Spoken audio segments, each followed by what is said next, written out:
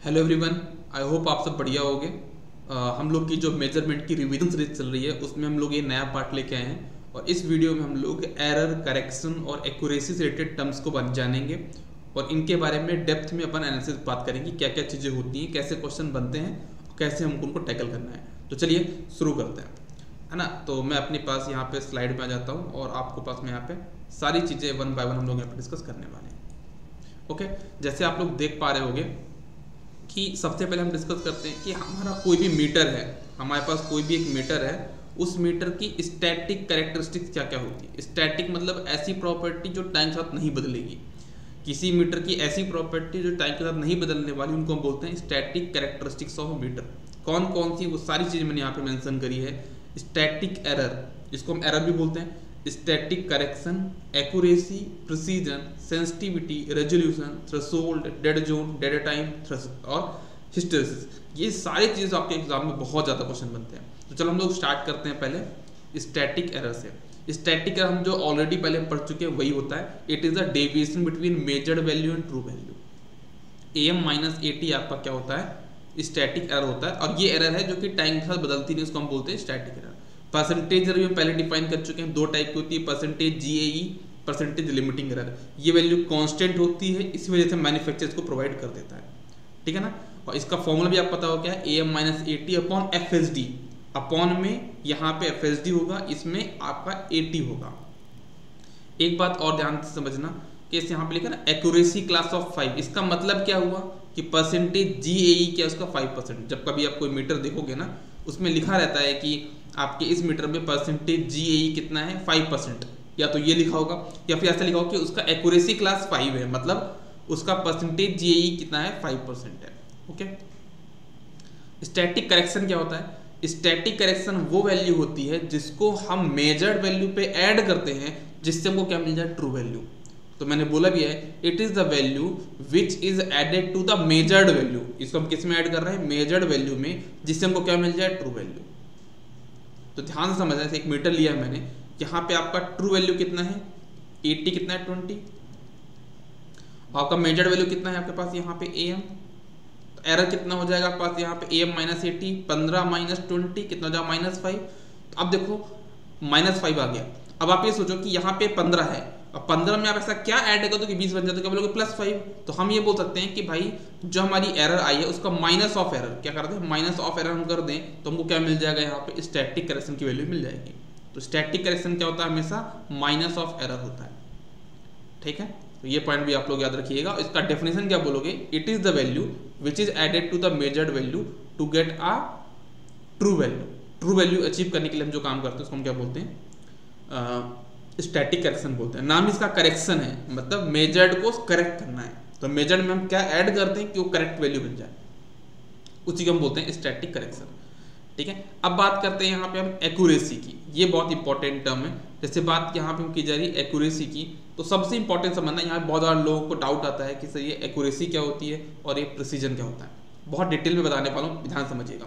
इसके लिए मैंने क्या किया, एक एग्जाम्पल लिया है।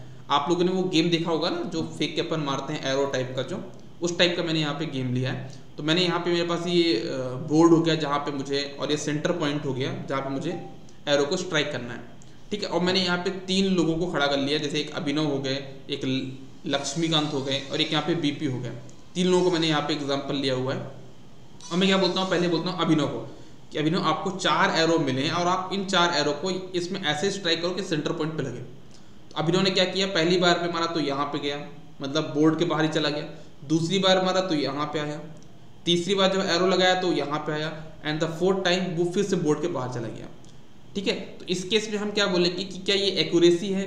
एक्यूरेसी मतलब क्या होता है कि वो कितना ट्रू वैल्यू के पास में है, ठीक है ना। एक्यूरेसी का मतलब होता है कि जो आपका मेजर्ड वैल्यू कितना क्लोज है किसके, ट्रू वैल्यू के।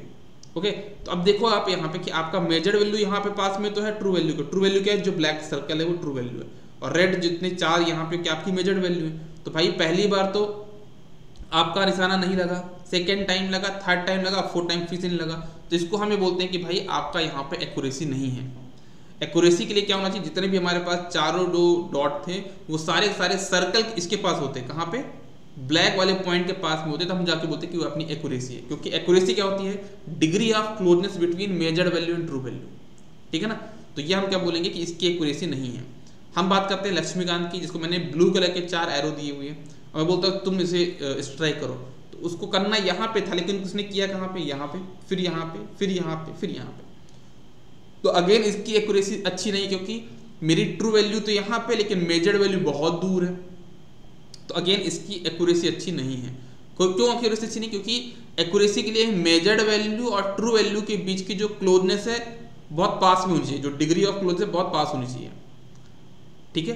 तो अब हम यहाँ पे बोल रहे हैं कि जैसे लक्ष्मीकांत है, इनकी एक्यूरेसी अच्छी तो नहीं है लेकिन इनका प्रिसीजन अच्छा है। अब बात करेंगे सर प्रिसीजन क्या होता है। प्रिसीजन में क्या होता है कि हम वहाँ पे डिग्री ऑफ क्लोजनेस चेक करते हैं, लेकिन किसके किसके बीच चेक करते हैं, वहाँ पे हम मेजर्ड वैल्यू और ट्रू वैल्यू के बीच का नहीं देखते हैं क्लोजनेस, हम उसमें देखते हैं मेजर्ड वैल्यू का प्रीवियस मेजर्ड वैल्यू। जैसे अगर मान लो देखो लक्ष्मीकांत का पहली बार उसने मेजर किया तो यहाँ पे पॉइंट आया, सेकेंड टाइम वहाँ पे आया, तो देखो यहाँ पे ट्रू वैल्यू और मेजर्ड वैल्यू की डिफरेंस बहुत ज़्यादा है, इसलिए एक्यूरेसी तो नहीं है। लेकिन जो पहले मेजर किया वो यहाँ पे था, दूसरी बार मेजर किया तो वहाँ पे था, तीसरी बार किया तो यहाँ पे है, अगेन 4 टाइम पे यहाँ पे, मतलब चारों वैल्यू आपस में बहुत पास में है, मतलब इसका प्रिसीजन अच्छा है। अभिनव का प्रिसीजन अच्छा नहीं था क्योंकि चारों पॉइंट अलग अलग लोकेशन पे थे, मतलब एक्यूरेसी भी नहीं थी और प्रिसीजन भी नहीं था। लेकिन जो लक्ष्मीकांत ने यहाँ पे काम किया उसमें एक्यूरेसी तो नहीं है लेकिन प्रिसीजन है। जैसे यहाँ पे मैं बीपी की बात करूँ तो बीपी में क्या बोलूँगा मैं, जैसे इनको मैं अगर ग्रीन कलर के चारों एरो दूँ और उन्हें चारों स्ट्राइक यहाँ पे किए, मतलब ब्लैक पॉइंट के पास किए, इसका मतलब ये हुआ कि जो 4 पॉइंट ब्लैक पॉइंट के पास है, इसका मतलब ये हुआ कि इसके पास जितनी भी मेजर्ड वैल्यू है वो सारे के सारे ट्रू वैल्यू के पास में है। इसका मतलब ये कि ये एक्यूरेट तो है, और जब एक्यूरेट है तो बाय डिफॉल्ट वो प्रिसाइज तो होगा। अब मेरे आपसे क्वेश्चन ये है कि क्या ऐसा हो सकता है कि कोई इंस्ट्रूमेंट प्रिसाइज हो बट एक्यूरेट ना हो? हाँ हो सकता है। ये जो अभी जो लक्ष्मीकांत ने किया ये प्रिसाइज तो है बट एक्यूरेट नहीं है। क्या ऐसा हो सकता है कि कोई इंस्ट्रूमेंट एक्यूरेट हो बट प्रिसाइज ना हो? ऐसा कभी नहीं होगा, क्योंकि देखो ये एक्यूरेट मतलब क्या, सारे पॉइंट्स ब्लैक के पास में, और जब सारे पॉइंट ब्लैक के पास में होंगे मतलब ये चारों पॉइंट भी तो आपस पास में होंगे। सारे पॉइंट अगर ब्लैक के पास में, इसका मतलब है कि जो चारों पॉइंट्स है वो बाय डिफॉल्ट एक दूसरे पास में होंगे। इसका मतलब ये कि कोई भी इंस्ट्रूमेंट अगर मेरे पास एक्यूरेट है तो प्रिसीजन की हमको बात ही नहीं करनी, वो बाय डिफॉल्ट प्रिसाइज तो होगा ही। आई होप आपको इस एग्जांपल से कुछ चीजें क्लियर हुई होंगी। आगे बढ़ते हैं अपन।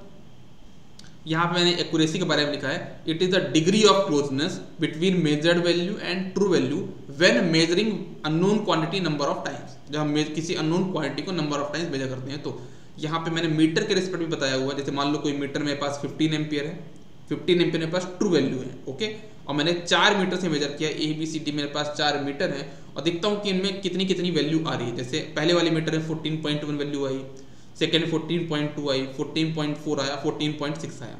तो अगर पूछूं मैं इनमें से बेस्ट मीटर कौन सा होगा तो क्या बोलोगे 14.6, क्योंकि इसका डिग्री ऑफ क्लोजनेस क्या है, अच्छा है, क्योंकि 15 के वैल्यू बहुत पास में है, मतलब ये डी वाला इंस्ट्रूमेंट क्या होगा आपका एक्यूरेट होगा। अब बात आती है यहाँ पे कि कुछ पूछा था कि जैसे मान लो कोई मीटर है, 15 एम्पियर आपने ट्रू वैल्यू है, 14.1 आपका मेजर्ड वैल्यू है, इसका एक्यूरेसी कितना होगा? तो इसका एक्यूरेसी कितना है यहाँ पे 0.9। क्या बोलोगे इसका एक्यूरेसी कितना? 0.9।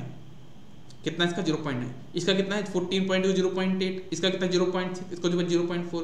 तो हम बोलते हैं किसी मीटर के लिए एक्यूरेसी ज़्यादा होनी चाहिए, हम ये बोलते हैं किसी मीटर के लिए एक्यूरेसी ज़्यादा होनी चाहिए। तो कुछ लोग बोलेंगे सर इसका एक्यूरेसी 0.9 है, 0.8 है, 0.6 है, 0.5 है, तो ये समझ में तो नहीं आया। हमारा बेस्ट मीटर तो ये है क्योंकि यहाँ पे डिग्री ऑफ क्लोजनेस ज़्यादा है ना। लेकिन आपके हिसाब जो बता रहे हो कि एक्यूरेसी ज़्यादा होनी चाहिए, तो एक्यूरेसी तो ये है, तो ये ज़्यादा हुआ क्या? तो बेस्ट मीटर तो ये नहीं है, ये तो क्या यहाँ पे डाउट आ रहा है?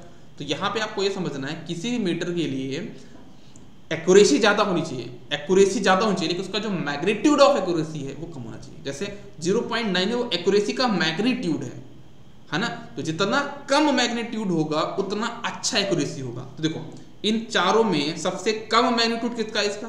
तो जितना कम मैग्नीट्यूड उतना अच्छा आपका इंस्ट्रूमेंट, उतनी ज़्यादा आपकी एक्यूरेसी। तो किसी भी इंस्ट्रूमेंट के लिए, किसी भी इंस्ट्रूमेंट को बहुत ज़्यादा एक्यूरेट होने के लिए, बहुत अच्छा इंस्ट्रूमेंट होने के लिए उसका मैग्नीट्यूड ऑफ एक्यूरेसी कम होना चाहिए। आई होप आपको पॉइंट क्लियर होगा। यहाँ पे मैंने मेंशन भी किया है for any instrument. High accuracy is preferred, but the magnitude of accuracy should be as low as possible. जितना ज़्यादा कम हो उतना अच्छा आपके लिए बेटर होगा। जैसे एक क्वेश्चन पे बनता भी है कि आप पास 1 मीटर है A और 1 मीटर है B। मीटर A में एक्यूरेसी है जो मैग्नीट्यूड ऑफ एक्यूरेसी 0.2 है और दूसरे वाले मीटर में जो मैग्नीट्यूड ऑफ एक्यूरेसी 0.4 है। इन दोनों बेस्ट मीटर कौन सा होगा? इन दोनों में बेस्ट मीटर कौन सा होगा? ए वाला होगा, क्योंकि जिसका मैग्नीट्यूड ऑफ एक्यूरेसी कम होगा वही आपका बेस्ट मीटर कहलाता है। आई होप आपको ये पॉइंट क्लियर होगा। ठीक है, तो ये अभी की वीडियो में इतना ही। नेक्स्ट वीडियो में हम प्रिसीजन के बारे में जानेंगे। आपका बहुत बहुत धन्यवाद। आप सभी लोग इस वीडियो में कमेंट करिएगा, जो भी आपके डाउट्स हो आप कमेंट कर सकते हैं, और इस सीरीज को पूरी तरह से देखिएगा, क्योंकि इसमें मैं पूरा पार्ट कवर कराने वाला हूँ। ठीक है ना, अगर आपने इसको पूरा अच्छे से रिवाइज कर लिया, इसके थ्रू पूरी चीज़ें पढ़ ली, तो आपका मेजरमेंट सेट पूरा कंप्लीट हो जाएगा। और मेजरमेंट सब्जेक्ट कंप्लीट होते ही मैं आपके बाकी सब्जेक्ट भी कवर कराऊंगा। ओके, चलिए आप सभी लोग जितने भी लोग हैं वीडियो को लाइक करेंगे, शेयर करेंगे, कमेंट करेंगे, क्योंकि आपके तरफ से एक पॉजिटिव रिस्पॉन्स आना जरूरी है, तभी मैं इस सीरीज को कंटिन्यू कर पाऊंगा। ओके, तो आप सभी लोग इस बात का ध्यान दीजिए कि जितने भी इंजीनियर्स हैं उन सभी के पास ये वीडियो पहुंच जाए। ये आप लोग की रिस्पॉन्सिबिलिटी है, ये मेरी रिस्पॉन्सिबिलिटी नहीं है। अगर मैं ये वर्क करने जाऊंगा तो फिर ये मैं वीडियो बना नहीं पाऊंगा। ठीक है ना, तो आप लोग इतना कर सकते हो कि जैसे वीडियो देख ही रहे हो तो आप इसको जो भी आपके फ्रेंड्स आप उनको शेयर कर दो, तो वो टाइम मेरा बच जाएगा, तो मैं यहाँ पे नंबर ऑफ वीडियोज और बना पाऊंगा। हो सकता है कि जो मेजरमेंट वाला वीडियो है इसको मैं आपका अभी कंप्लीट करके आपका नेटवर्क, फिर signal control, machine, power system, इनकी वीडियो बना के आपके पास लेके आऊँ, तो आपको बहुत कुछ बेनिफिट मिलेगा। ठीक है, ओके, थैंक यू एवरीबॉडी।